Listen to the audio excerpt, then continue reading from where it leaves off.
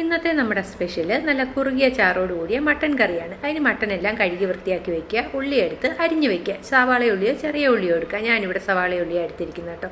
അതിനുശേഷം ഗ്രാമ്പൂ, കറുവാപ്പട്ട, ഏലക്ക, സ്റ്റാർ അൻസ് ഇത്രയും എടുക്കുക. ഗ്രാമ്പൂ ഒന്ന് ചതച്ച് വെക്കുക. ഒരു 2-3 മതിയാവും.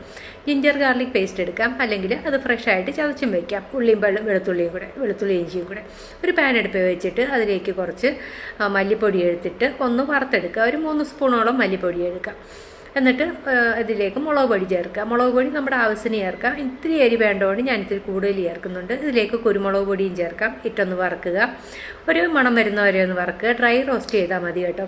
ഇതിലേക്ക് ഗരം മസാലപ്പൊടി ചേർക്കുക. ഗരം മസാലപ്പൊടി ഒരു ഇത്തിരി കൂടുതൽ ചേർക്കാം. കുത്തൽ വരുന്നവരെ ചേർക്കണ്ട. മഞ്ഞൾപ്പൊടിയും ചേർത്ത് നല്ല മണം വരുന്നവരെ ഒന്ന് വറുത്ത് മാറ്റി വയ്ക്കുക. കരിയാതെ വറുത്ത് മാറ്റി വയ്ക്കുക. ഇതാണ് നമ്മുടെ മട്ടൻ മസാല.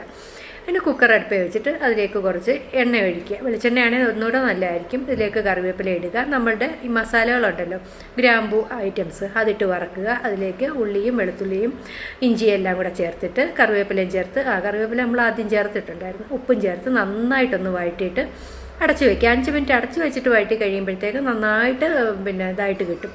അപ്പോൾ അത് നല്ല സോഫ്റ്റ് ആയി വരുന്നവരെ വഴറ്റുക. ഇതിലേക്ക് മട്ടൻ കഷ്ണങ്ങൾ ചേർക്കുക. ഒന്ന് ഇളക്കി ചേർക്കുക. ആവശ്യത്തിന് വെള്ളം ഒഴിക്കുക. മുങ്ങാൻ പാകത്തിന് വെള്ളം മതിയാകും, അല്ലെങ്കിൽ ഒരുപാട് ചാറായിപ്പോ കേട്ടോ. എന്നിട്ട് അതൊരു 6-7 വിസിലിട്ട് വേവിക്കണം. നമ്മുടെ കയ്യിലെ ഇറച്ചിയുടെ വേവ് അനുസരിച്ച് വേണം. മിക്കവാറും ഒരു 6-7 വിസിൽ വേണ്ടി വരും വേവാനായിട്ട്, നന്നായിട്ട് വേവാൻ. അപ്പോൾ ഞാൻ കുക്കർ തുറന്നിട്ടുണ്ട്. ഇതിലേക്ക് കുറച്ച് ഫ്രഷ് കറിവേപ്പിലയും ചേർക്കാം. നന്നായിട്ട് വെന്ത് വന്നിട്ടുണ്ട് കേട്ടോ.